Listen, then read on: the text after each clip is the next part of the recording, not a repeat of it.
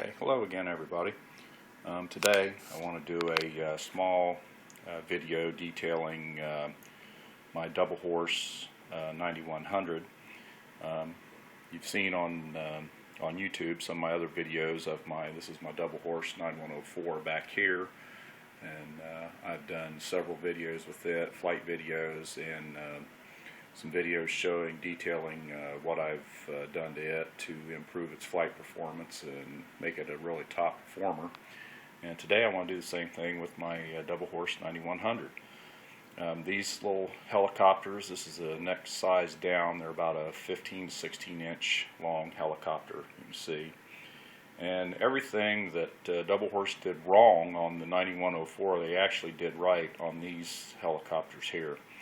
There are still things that you need to do to them to get them to fly, just like the 9104. I changed this over. It's now a 4-channel setup. You can see here in the back, I don't know if you can see them in there or not, but it's got 2 servos in it, which gives you aileron control and forward and reverse control. I also changed it over. This is my radio for it here. It's now a 2.4 gigahertz setup, the newest technology.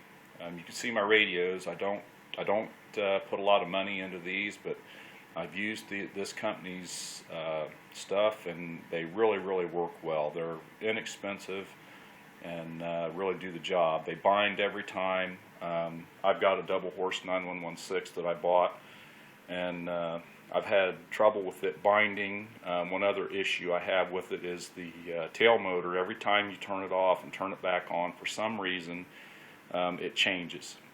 And you can go in and you can play with the remote and change settings and everything. It doesn't make any difference, and it seems like every time you take it out you have to adjust your tail motor to get that set up right, and I just don't like doing that. And this radio, you don't have to mess with that. It comes on every time, works the same every time.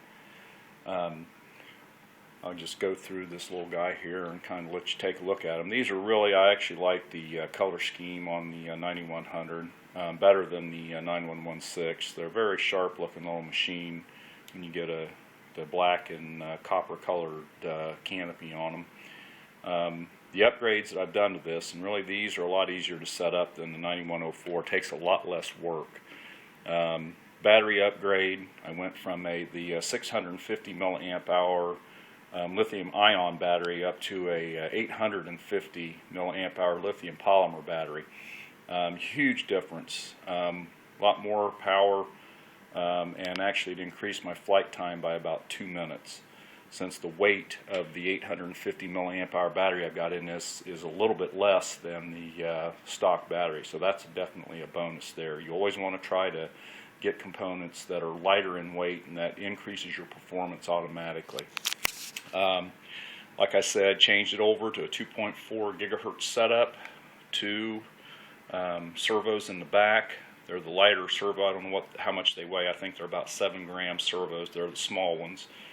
The stock motors are perfectly adequate for flying these guys. The tail motor, it's a N20 motor, and the main motor is a 180, but as light as these are, this only weighs 235 grams, and they really perform well in the stock configuration. Now, I did upgrade the whole blade grip assembly. And like with my 9104, I don't know if you can see it or not, but turn this guy around here so you can see the mixing arm, or the bell crank they call them. It's about a 2-to-1 ratio on that. When these come stock, they're 1-to-1, and it doesn't work very well. One other thing that I do, you can see down here on the swash plate, I use a combination of the double horse 9116 and a double horse 9104, and what you get there, you can see the balls on out here are out a lot further than with the 9100 and the 9116, and also you get a brass bushing in here which holds up a lot better than the 9116. They're plastic. And the only other modification you have to do, you have to see where my thumb is here, you have to bend your piece that holds your swash plate. You have to bend it out just a little bit to accommodate for the ball being out further.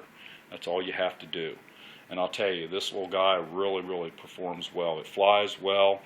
The only other issues that I'm having right now, and everyone else has it too, is you can see right here, you get into certain conditions, your fly bar can come down and hit your canopy and shatter it.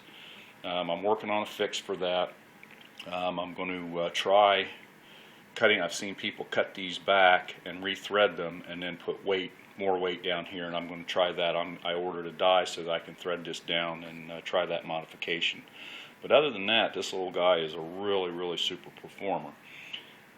If you have any questions, thanks for watching, and go ahead and put them in the box. And don't forget to give me a thumbs up if you liked what I did here. Thanks. Bye.